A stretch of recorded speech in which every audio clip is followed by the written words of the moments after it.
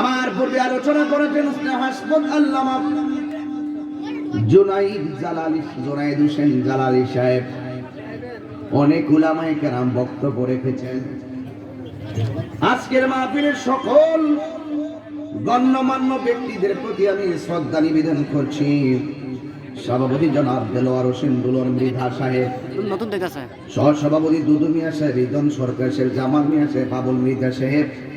আজকের মাহফিলের রৌনক আমার বড় ভাই জনাব তাকজিল খলিফা কাজল ভাই, পৌরসভা আখাউড়ার মেয়র, যিনি ব্যস্ততার কারণে আসতে পারেননি।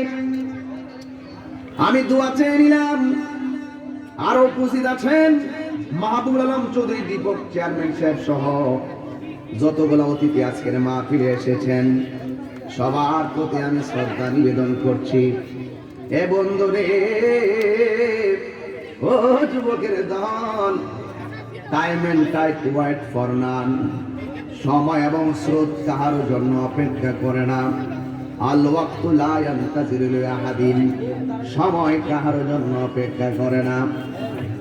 এই জন্য আমার যুবক ভাইরা, ও আমার মুরব্বী আব্বাদিরা, নিঃশ্বাসের কোনো বিশ্বাস নাই।